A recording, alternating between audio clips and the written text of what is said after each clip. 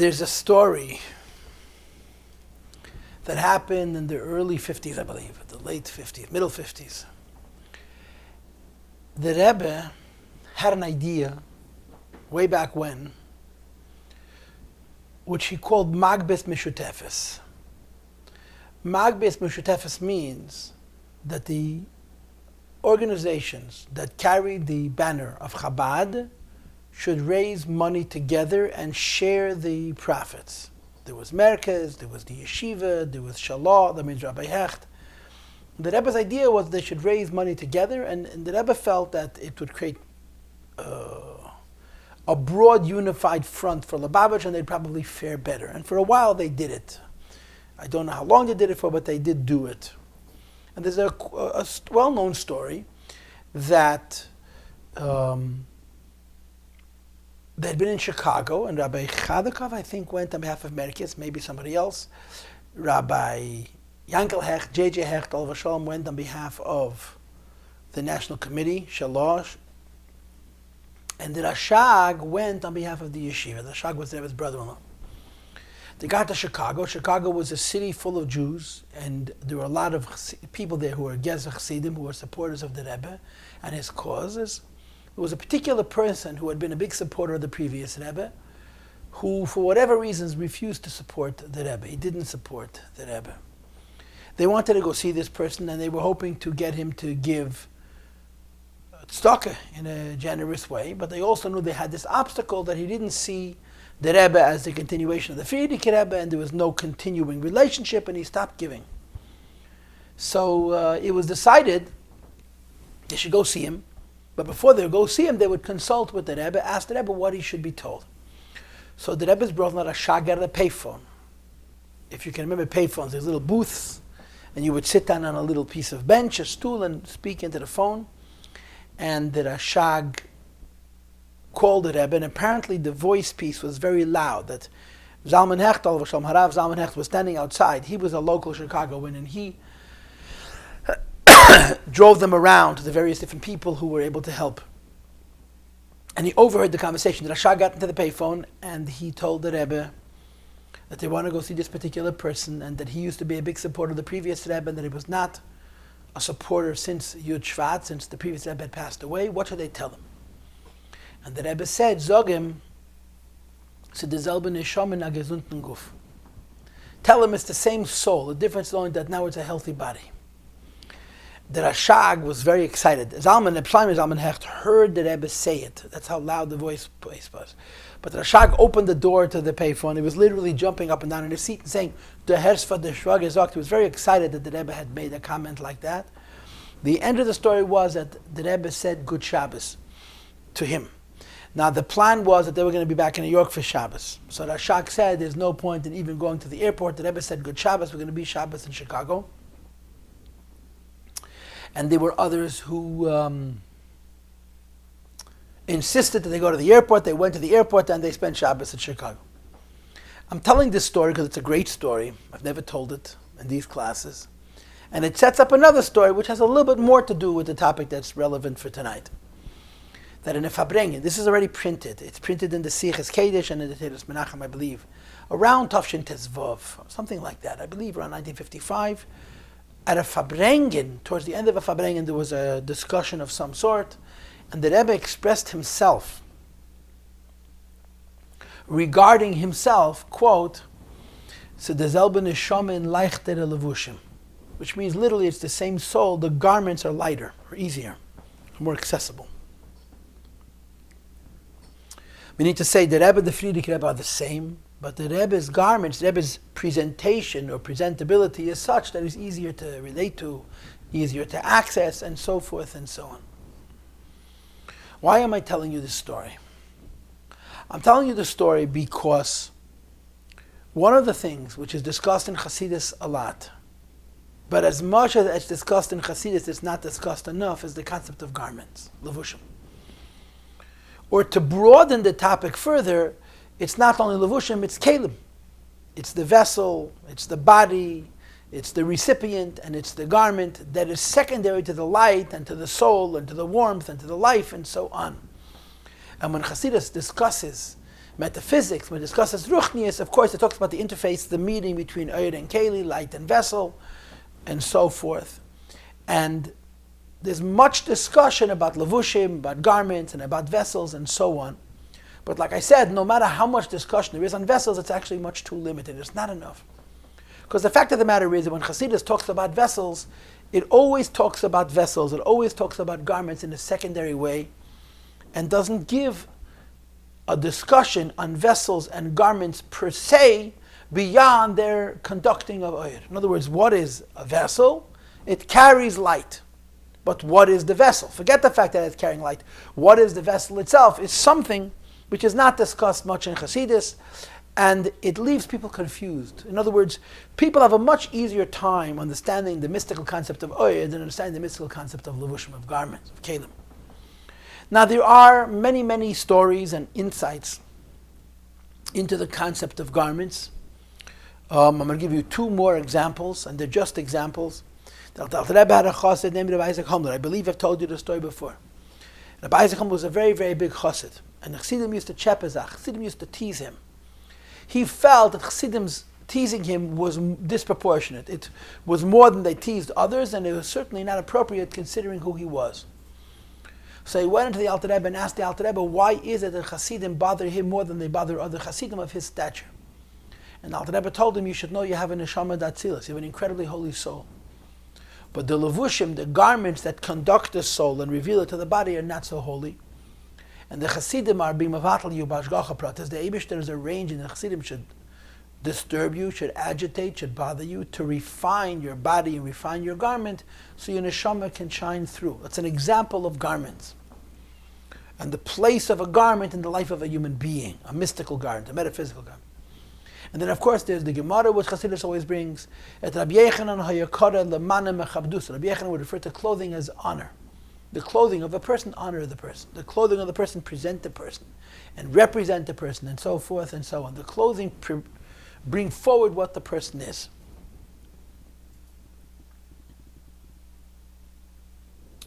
But in the final analysis, the question remains, what are garments? What are vessels? We're starting a new Maamar tonight, with Hashem's help, of course. And the subject of the Maamar is Bigdei Kahuna, the garments of the Kohanim. And as such, the focus is going to be on what are garments. And I would like to advertise this right now, and I'll probably repeat it again on later occasions.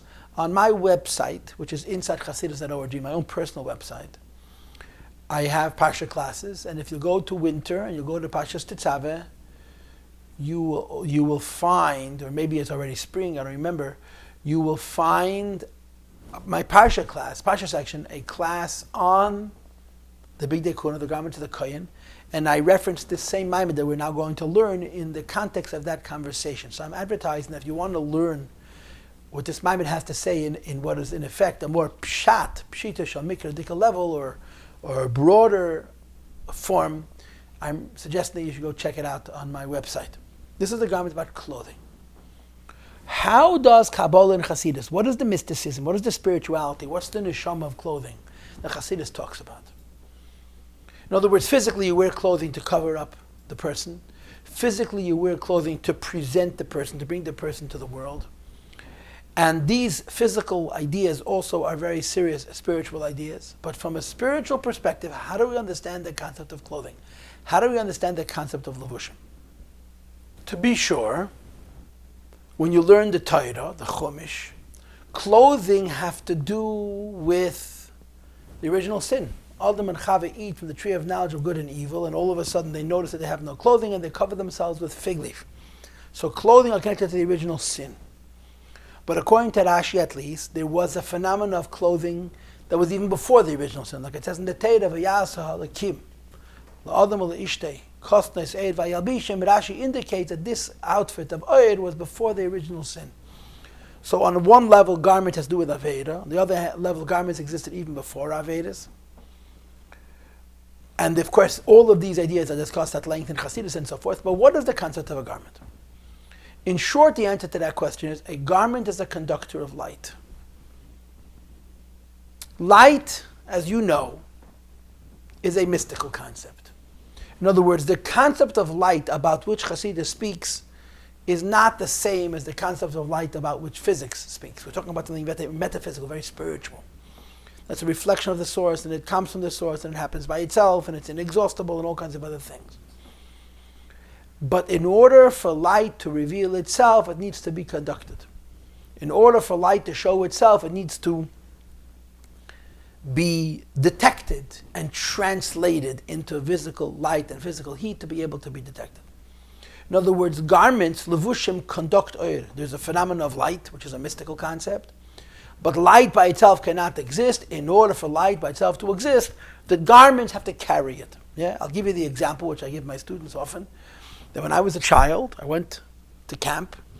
And of course, one of the things you do in camp is you go on an overnight, on a bivouac. You go out into the wilderness, you make a fire, and you sit and look at the stars. Or you try to sleep, or you don't try to sleep. And I remember as a child, turning on my flashlight, and I was in real darkness for the first time in my life. And I see a beam of light. The beam of light is full of little teeny tiny particles that are dirtying, that are soiling my beam of light. And I would think to myself, what would happen if I could successfully vacuum out all those particles and have a clean beam of light, a beam of light that has no little pieces? And of course, what I didn't know, the answer would be that if I was able to remove every single particle that's swimming around in the space of my beam of light, the light would simply vanish, it would disappear. Because the only reason the light is there is because it's being conducted, it's being carried, it's being reflected off the lavush, off the garment, and that's why the light exists. Light exists by bouncing off something else. In other words, if you wanted to be philosophical about it, there really is no such thing as light. There is a source, that in the nimshal is the Eibishter, and in the mashal is the sun, or whatever the case is. There is a recipient, there is a kli, there is a lavush, there is a vessel and a garment that's going to receive that light. And there's a relationship between the two. But the relationship itself is nothing. In other words, light is a relative thing. Light exists because there is a source and there is a conductor. If you take away the source and take away the conductor, the light doesn't exist. The thing of light exists, relatively speaking, and therefore in order for light to exist for me or for you, we have to conduct it, we have to grab it, we have to manage it, we have to make it our own in order for the light to be ours. And that's what vessels do. Vessels reveal light. If a person wants to experience heat on a very cold day, he can put on white clothing which conduct heat better, and it will bring the heat to him and warm his body and so forth and so on. The garment affects what happens to the light. So there's a light in theory, and then there was the light comes from the source, where the light is delivered to a recipient. The levushim, the garments, conduct this light. To give you an example for this, so in Tanya, in Igeres HaKedesh Simin Chof Tes, in the 29th letter in Sefer Tanya Kadisha, the Alter Rebbe discusses mitzvahs. And he makes the argument that mitzvahs come from Ratzon Ha'elyon. Mitzvahs come from a very, very, very high level in Elokus. And when we do a mitzvah, we're bringing to ourselves this very highest level of Elokus. The question that the Rebbe has in the Maamar, if when I'm doing a mitzvah, I'm bringing this very, very high level of godliness to myself, the question in the Maamar is, how does it reach me? Godliness is a very high level, and God, which is a very high level, is very connected to the source. How is this very high level light reaching me? So the Alter Rebbe says, because there's a garment that conducts this light. But he adds a very interesting detail. And the interesting detail that Alter Rebbe adds is that in order to conduct the light of Sevav Kalamin, you must be from Sevav Kalamin. In order to carry, to represent a very high level of Ein Sof, so as to bring that level of Ein Sof to the world, you yourself, the lavush, the garment itself, has to come from that level in order to be able to represent it. Like, for example, if you want to cut a diamond, you need diamond dust. The only thing hard enough, tough enough, dense enough to be able to cut a precious stone is a precious stone. Similarly, if you want to access a light for very high madrega, you need a garment which is parallelly from a very, very high madrega. So Alter Rebbe says that's what mitzvahs are. Mitzvahs are the will of HaKadosh Baruch Hu, Ratzon. And he asserts that the will of HaKadosh Baruch Hu comes from Keser, it comes from Akifim, comes from the highest levels. He says it's the lowest level of the highest level. And because it has such a high level, it's able to conduct the light we bring into the world through our Torah and our mitzvahs. And that's the basic understanding of what a garment is. Garments conduct light. They bring it forward.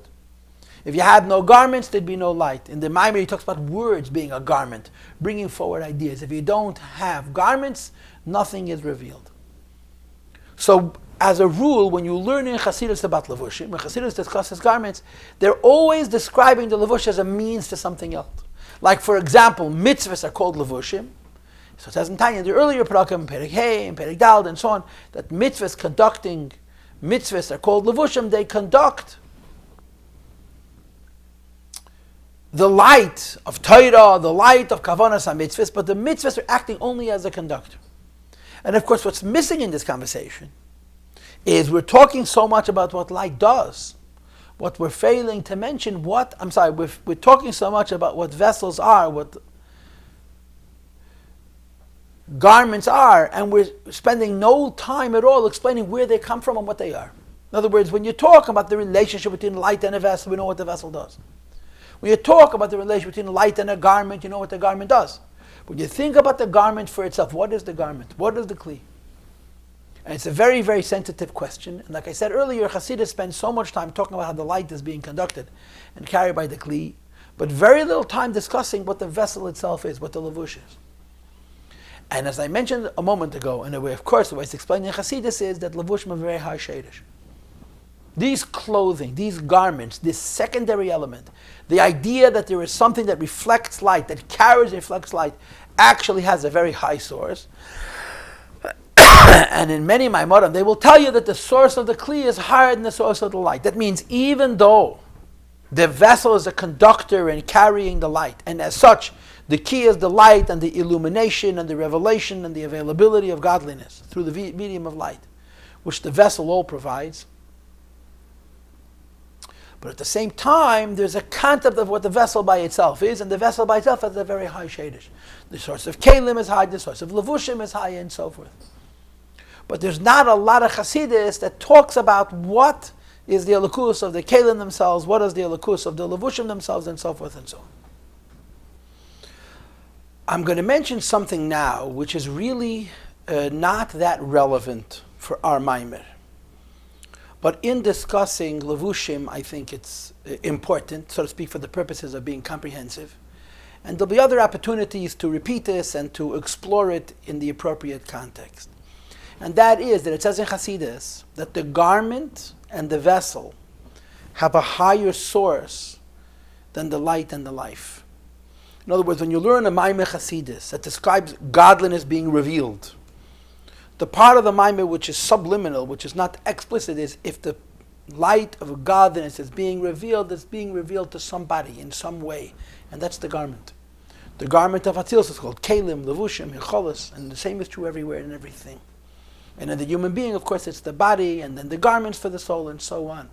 And the Chassidus always focuses on the light aspect, on the spiritual aspect, on the life aspect. The fact that in order for this light, life, and energy to exist, it has to be conducted, has to be carried by garments and vessels, is not paid that much attention to. But on the Maimorim that do discuss it, they say that the Shadish HaKli, the source of the root of the vessel, is hiding in the root of the light, the root of the garment is hiding in the root of the light, and so forth. And the basic logic is because light is a relative thing. Light's entire existence is based on where it's coming from and where it's going to. Light that doesn't come from someplace, doesn't go any place, doesn't exist. The vessel is a real thing. It's an entity. It's a recipient of light, and therefore it's brought in Chassidus that its root is in Yesh HaMiti, which is hiding in the Shadish Ha'er. So I'm just mentioning this for the Shleimus for this discussion. Now we discussed garments, and the idea that a garment carries light.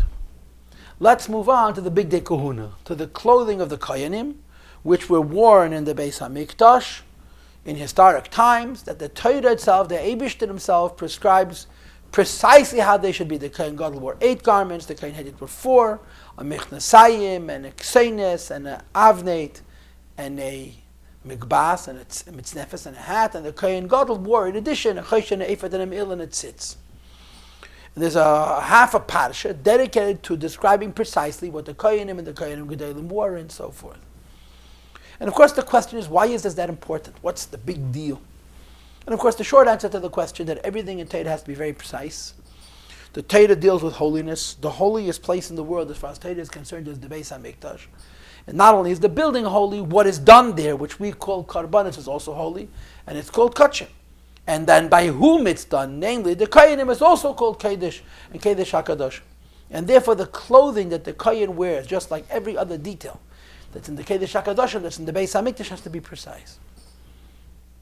But is there more? Is there something deeper about the garments of the Kohanim that reveal something of a greater substance? And of course the answer to that question obviously is yes. And again, I'm making free advertising. If you go to my website, you go to Parshas Tetzaveh, you have a series of classes, one on the Ephod, and one on the Choshen, and one on the Me'il, and one on the, I think I did one on the Avneit as well. I have a number of the Begadim that I did during the years that I was giving Parsha classes. I no longer do because I don't have an audience, but I did years ago, and you can check them out. And I discussed what is the meaning of each one of the garments. Our Maamar doesn't go into the specific garments. It speaks about the garments in general. As you'll see soon, there's a number of levels in this and so on. What is the meaning of the Kohanim's clothing? So the Torah says, L'chavod l'sefaros, they're meant to be honoring and they're meant to be beautiful. So the Ramban writes, Nachmanides writes, that the idea that the Kohan's clothing were L'chavod l'sefaros was based on what was happening in the world in the time that the Torah was given. When Moshe Rabbeinu received the Torah from the Jewish people. So the derech of very prominent people, or lahavdil, certain priests, was to wear clothing, and their outfit was very similar to the outfit of the Kohen Gadol, and therefore the Kohen Gadol would dress like them.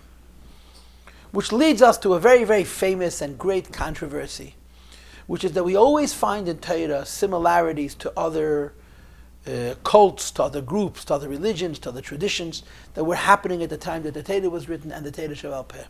And unfortunately, there's too many people who see this as a discreditation of the Torah, as though the fact that the way the Kohen Gadol dressed reflected how sodom, how prominent people dressed at the same time, makes the Torah less sacred. If it's divinely inspired and it comes from HaKadosh Baruch Hu, how is it that coincidentally other people of prominence dress the same way at the same time? Of course, the question is a foolish question.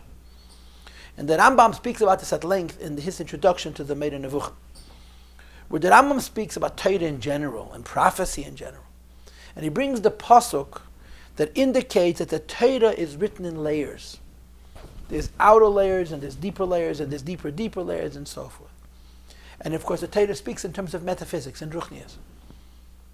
And because the Torah is written in layers, the outer layers are very simple, the deeper layers are more meaningful.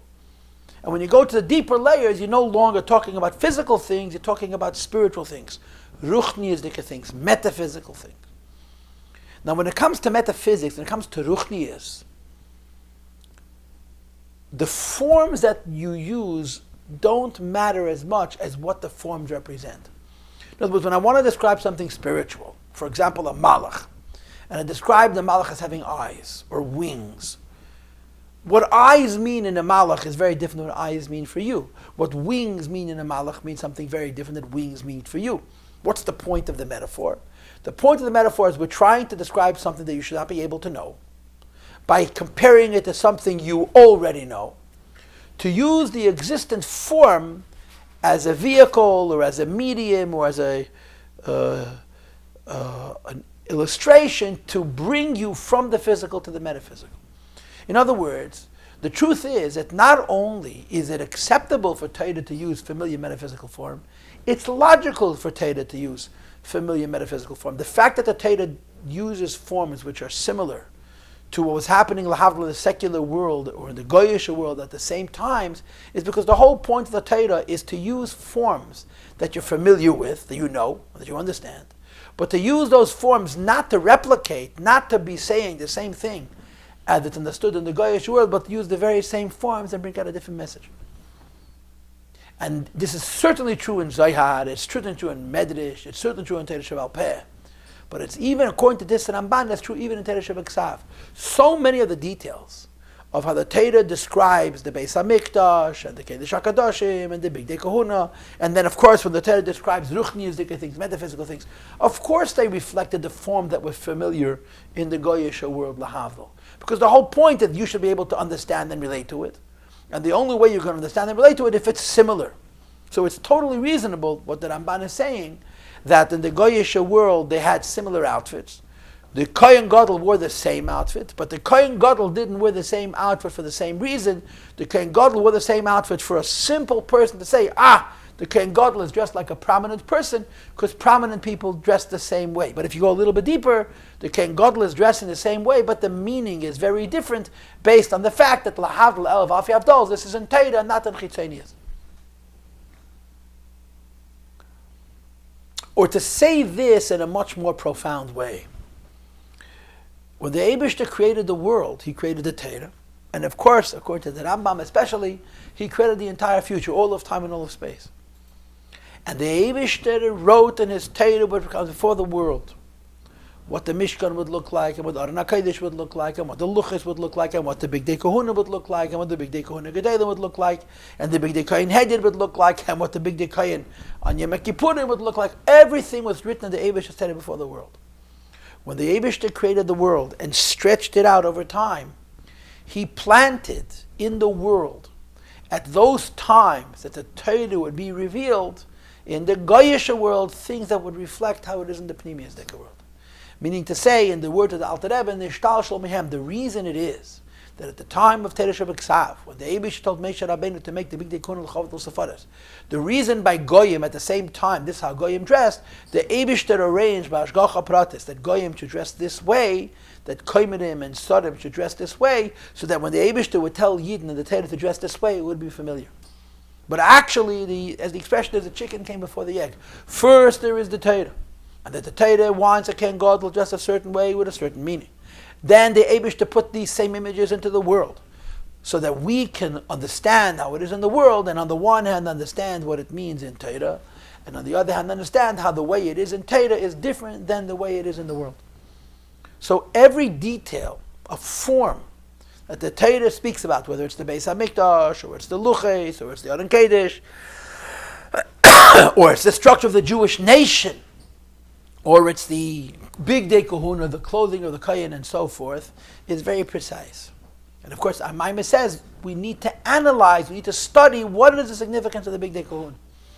And as I said to you before, there is a very specific analysis, a very detailed analysis, where you study each garment to say, what does this garment mean, and what does this vessel mean, and what does this ritual mean, and so forth.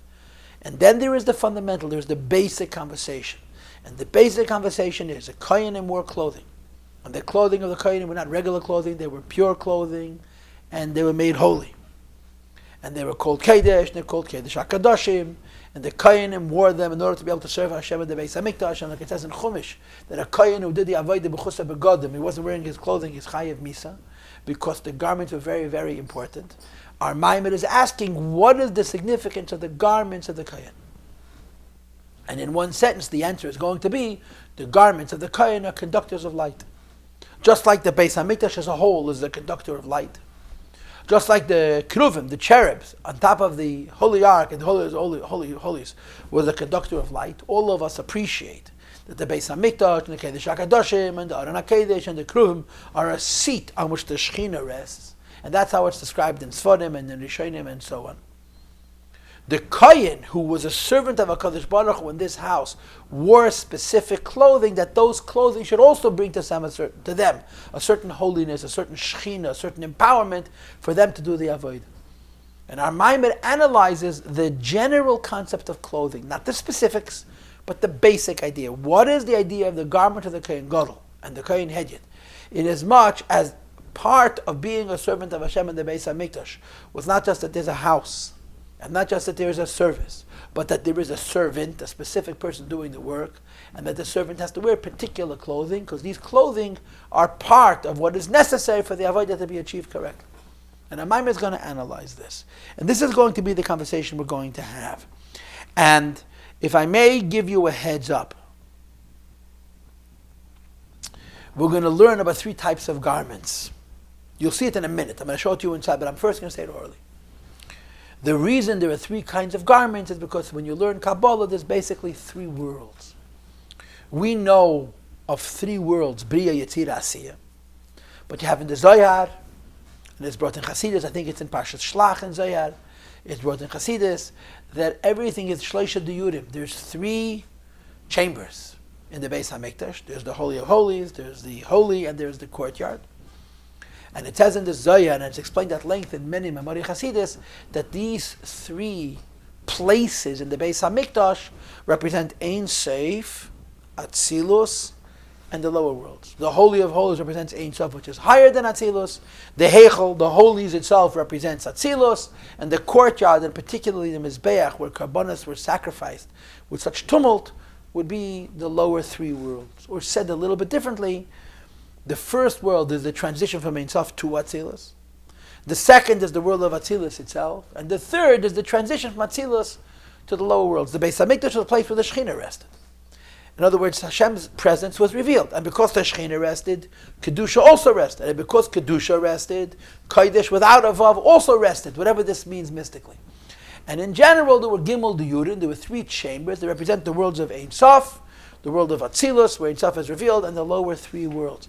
So in the Beis HaMikdash, you had a hierarchy, you had a division of space that basically represents the three levels of godliness that exist altogether, Ein Sof on a level of Etzem, Ein Sof on a level of Gilui, of Mahos, and Ein Sof on a level of Metzias, three worlds. Our Maamar is going to make the same idea when it comes to the Bigdei Kodesh, the garments. Kohanim wore three types of clothing, and they wore three types of clothing because they were conducting light for three different worlds. When they were conducting light to represent the Jewish people and HaKadosh Baruch Hu in the service, on the level of the Chedesh HaKadosh, they wore one kind of clothing. When they were conducting light to represent the Jewish people and do the service in the Beis HaMikdash, on the second level they were wearing a second kind of clothing. And when they were conducting light, or representing the Eibishter, or representing the Jewish people, in bringing the Karbonis on the level of Bri Yitzir Nasiya, they wore a third type of garment. So our Maamar is going to discuss the conductivity of the garments. In other words, the fact that the garments have three different levels of refinement, and on that basis they carry three different levels of light.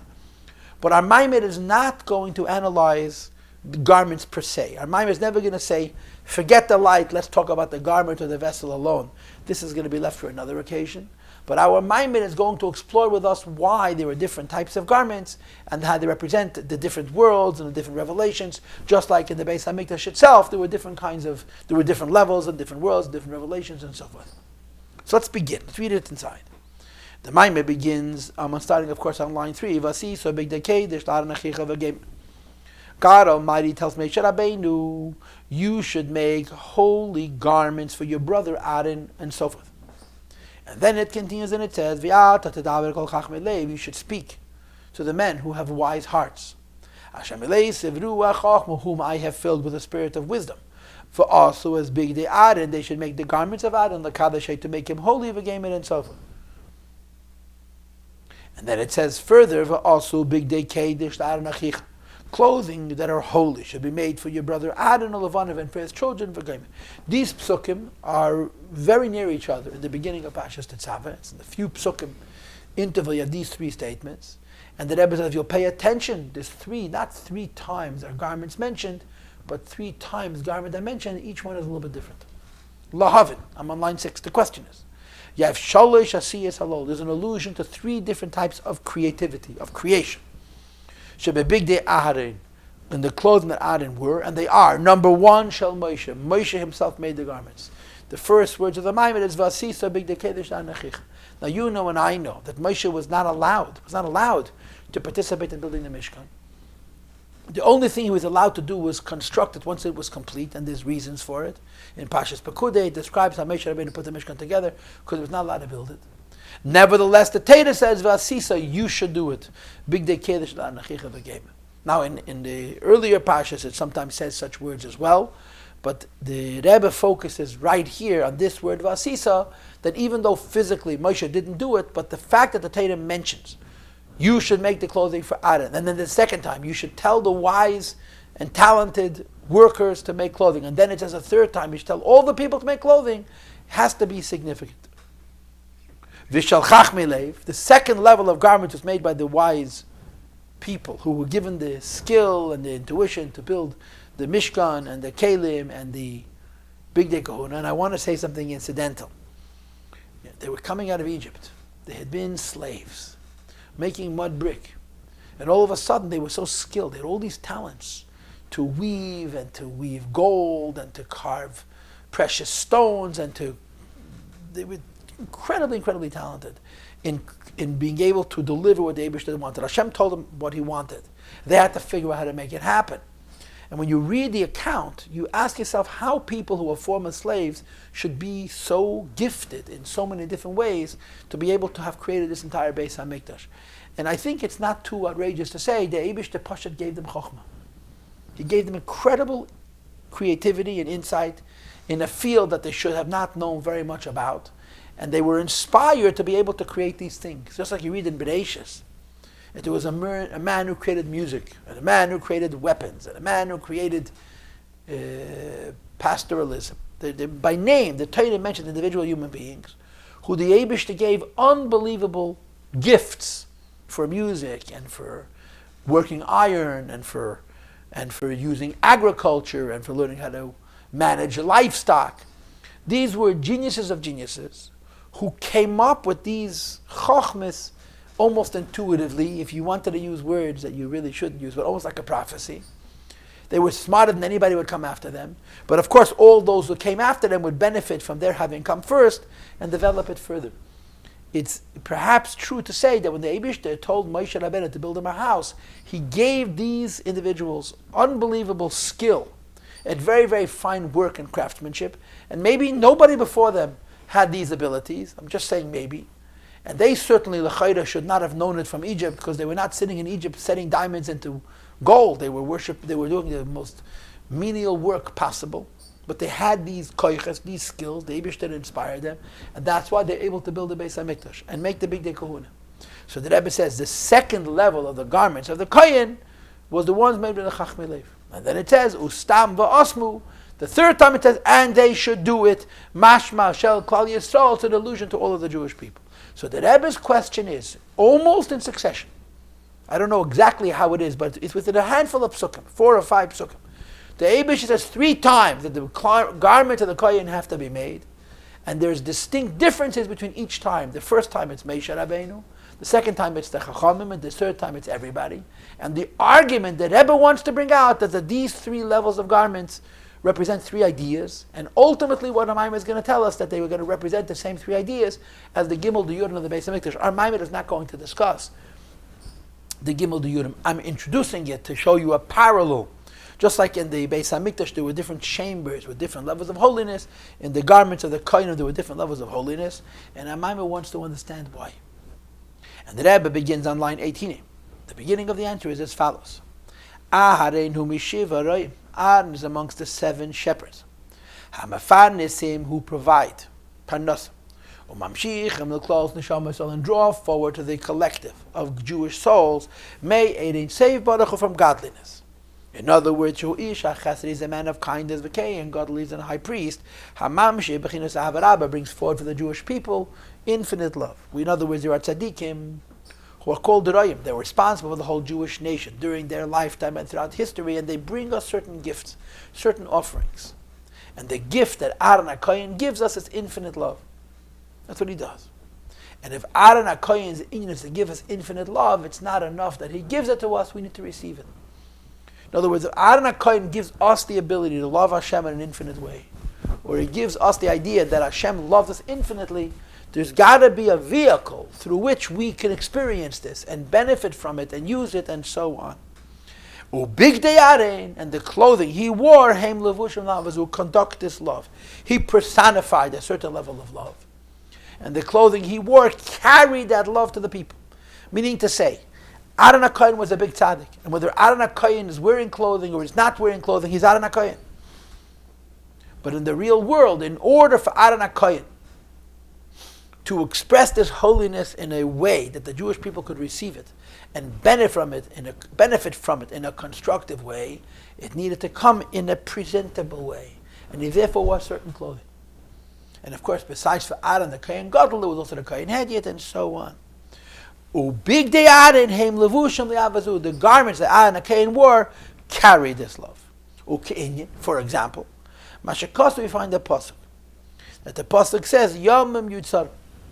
Yamam Yitzhara V'lei Echad B'hem. Hashem gave us a number of days, and our job is to bring the Eibishter into them. So it says in the Zohar on these words, Yamam Yitzharu, and on the Pasuk V'Avram Zoken Baba Yamim, which the Rebbe is going to say in the next line, Kol Yema V'Yema Ovid Avidete. Every human being is given a number of days, and every day has its task.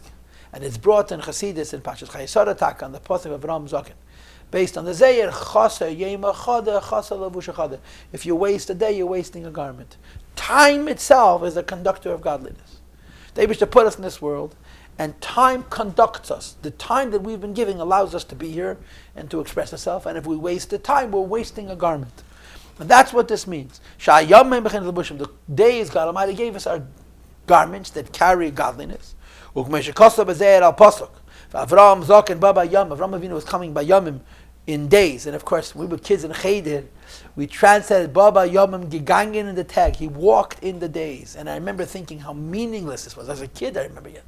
Baba Yomim does not mean he went with the days. He went in the days. Baba Yomim means rather he went with the days. He brought all his days with him. And the Zayah translates Yemin Eloin, supernal days. And Avram had an accounting of every day of his life. He never wasted one. The Inun Levush and V'chul, their garments for godliness. So just like there's a concept that time carries a person, carries the function of a person, carries the mission of the person, carries the end of the person in the physical world, they should be able to do what it needs to do. Clothing have a similar effect. Every soul needs garments. And those garments conduct the soul, they reveal the soul, they bring the soul forward. And to be sure, the concept of a garment is a double-edged sword. On the one hand, it reveals, and on the other hand, it limits. Clothing, garments bring the light to the person, but they also limit it. And what are these garments made of? Shall Torah mitzvahs. We learn Torah, and we do mitzvahs. Asher yaseh esam ha'adam, that man is destined to do. And when we learn Torah and do mitzvahs, we conduct godliness. And the purpose of this Maamar is to argue there's three different levels of learning Torah and doing mitzvahs on three different worlds. And like I said before, this means Elam Ein Sof and Atzilus, and the connection between Atzilus and the lower three worlds. And we want to understand the meaning and the significance of each of these three levels of garments and how they conduct, they bring to us the light that they bring to us. From the intent in our mitzvahs and the will of the heart, in other words, the pnimius of a mitzvah, we bring garments in the higher Gan Eden. And we do mitzvahs physically, and there's not a particular kavanah. We make garments in lower Gan Eden, there's no. So our Maamar is trying to say we know the Zohar's idea that different mitzvahs create different kinds of garments. We want to understand the kinds of garments in general. The days that are fixed for a human being, the count of the days or the years of his life, kol kach yomim. He's given precisely this many days, b'shir levushin, which is based on the number of garments and the measure of garments. Shetzricha neshama li yisla, that the neshama needs for her specifically, meyateru mitzvahs, which involves learning Torah and doing mitzvahs, ashayas, that the person is going to do it every single day. So the Maamar is saying, garments conduct light. Aren is midas chesed, and the garments of Aren conduct midas chesed. And in a broader way, we all have garments. Our garments are the Torah and mitzvahs. And the Torah and mitzvahs bring godliness to us, like it brought godliness to the Beis Hamikdash, and to the Kohen, and to the Kohen Gadol, and so on. And what's going to happen in our Maamar is that we are going to study the garments of the Kohen and try to make sense of what kind of lights they are conducting. So we're going to call this a class. What we did tonight was we learned 17 lines of Maamar, and we set up, or whatever it is, 15 lines of Maamar, and we set up the Maamar. We explained garments, and one of the things which is significant that I mentioned was to notice that there's three kinds of garments, which parallels the idea that in the Mishkan there were three levels, like it's discussed in the Zayir and Shlach and in Bari Chassidus regarding the Beis Hamikdash.